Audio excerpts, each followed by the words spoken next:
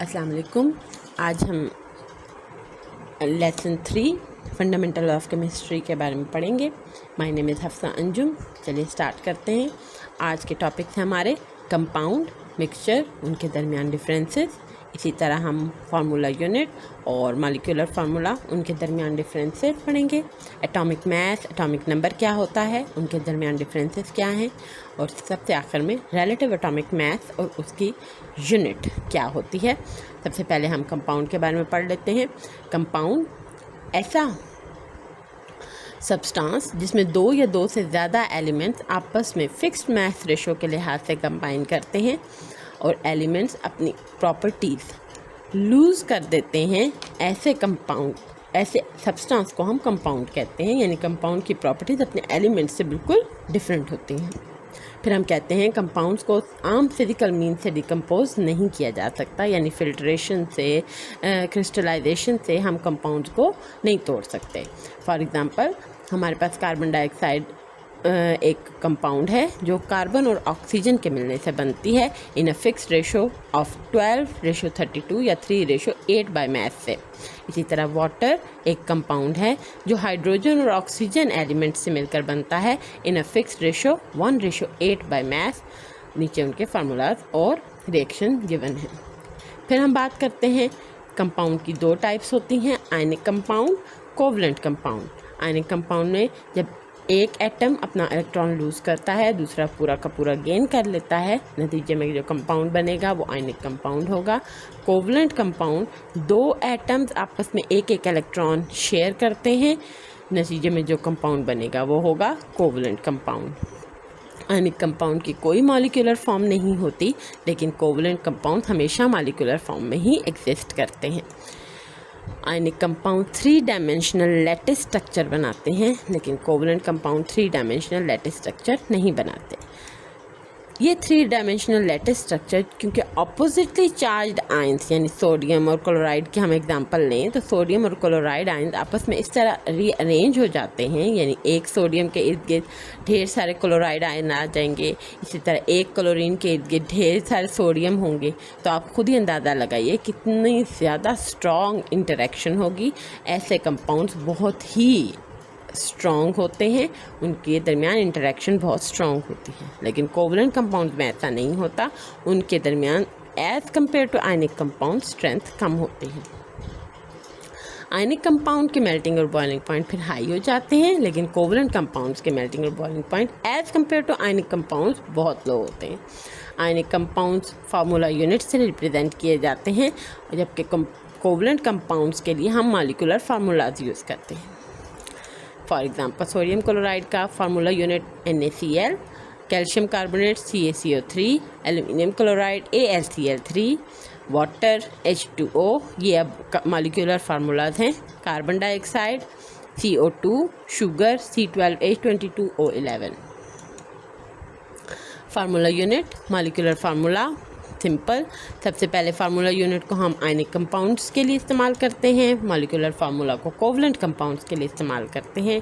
ये इनकी एग्जांपल्स हैं, नीचे ये देखें diagram. Sodium ion, chloride ion आपस में इंटरेक्शन, एक पॉजिटिवली चार्ज है, दूसरा नेगेटिवली चार्ज है। आयनिक बॉन्ड जो ऑपोजिटली चार्जेस के दरमियान बनेगा वो आयनिक कंपाउंड बन जाएगा, और ये एक फार्मूला यूनिट है सोडियम क्लोराइड का।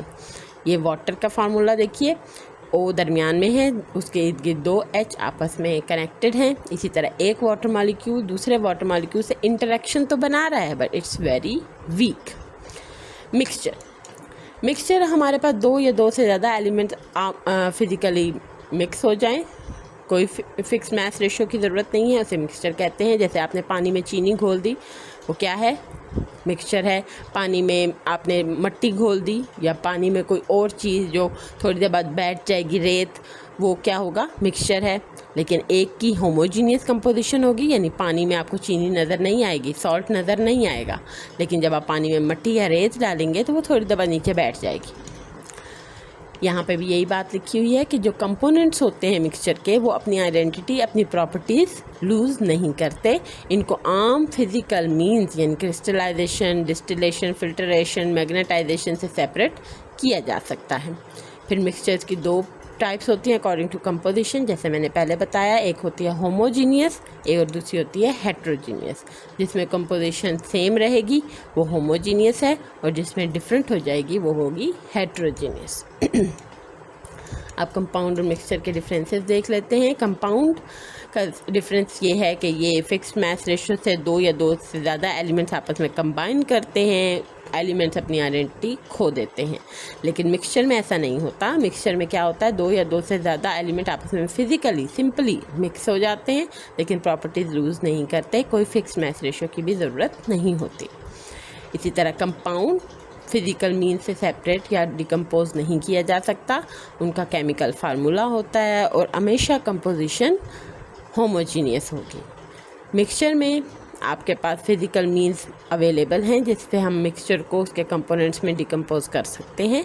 मिक्सचर का कोई केमिकल फार्मूला नहीं होता, वो होमोजीनियस और हेट्रोजीनियस दोनों हो सकते हैं।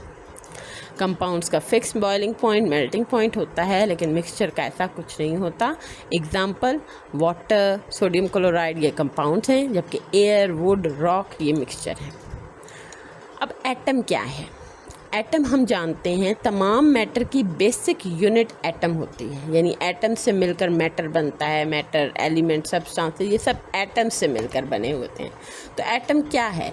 एटम हर एलिमेंट की प्रॉपर्टीज़ को रिटेन करता है। एटम 3 किस्म के पार्टिकल्स में पाया जाता है, electron, proton and neutron. Proton और न्यूट्रॉन उसके सेंटर में एक हार्ड सर्कल होता है, उसमें पाया जाता है। उस सर्कल को हम न्यूक्लियस कहते हैं, जैसे यहाँ डायग्राम में नज़र आ रहा है आपको। तो ये प्रोटॉन पॉजिटिवली चार्ज होते हैं, ये भी न्यूक्लियस के अंदर पाए जाते हैं। न्यूट्रॉन न्यूट्रल होते हैं, ये भी न्यूक्लियस के अंदर पाए जाते हैं। और इलेक्ट्रॉन्स नेगेटिवली चार्ज होते हैं और वो पॉजिटिवली चार्ज के इर्द गिर्द रिवॉल्व करते हैं। यहाँ पर हीलियम की एग्जांपल दी गई है।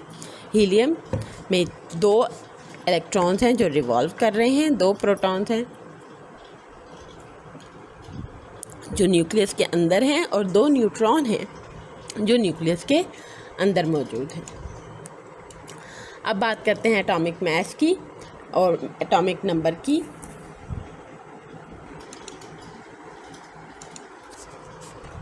एटॉमिक मास जो होता है वो होता है कि नंबर ऑफ़ प्रोटॉन्स और न्यूट्रॉन्स को ऐड कर दें न्यूक्लियस के अंदर, तो वो हमारा मास होता।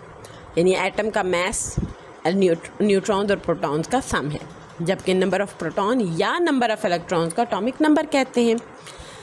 एटॉमिक मास को ए से रिप्रेजेंट किया जाता है, एटॉमिक नंबर को जेड से।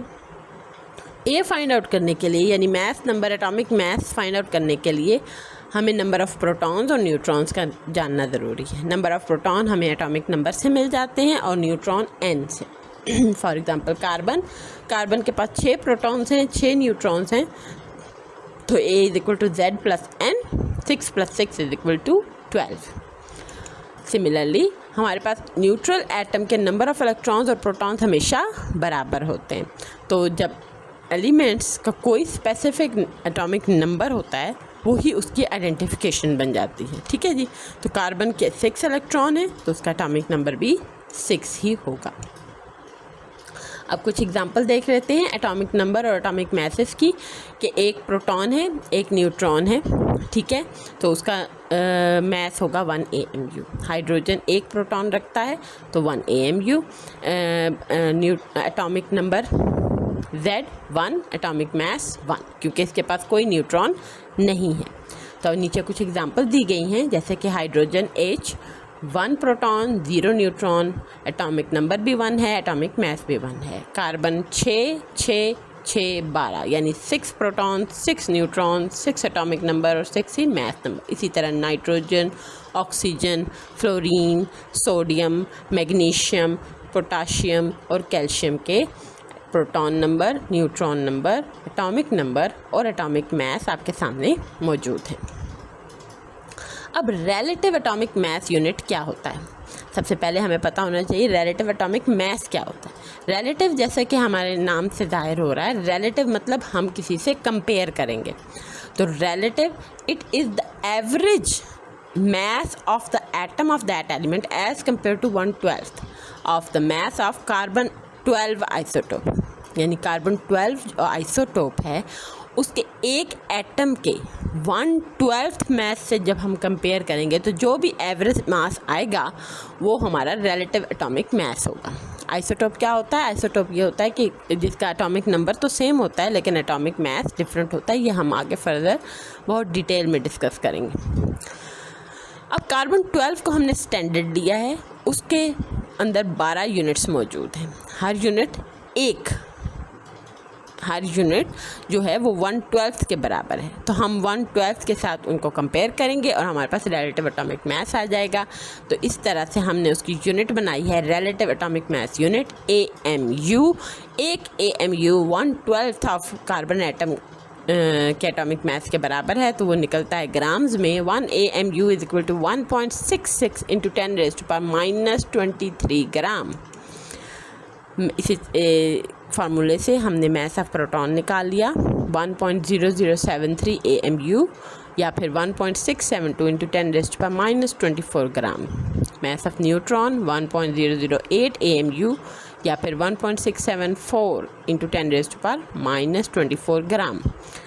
Mass of electron 5.486 into 10⁻⁻4 AMU या फिर 9.106 इंटू 10⁻⁻28 ग्राम। तो आज हमने कंपाउंड पढ़ा, मिक्सचर पढ़ा, उनके दरमियान डिफरेंसेस पढ़े। उम्मीद है आपको उनको समझ आई होगी। अगर कोई क्वेश्चन हो तो नीचे कमेंट्स में ज़रूर लिखिए। Thank you.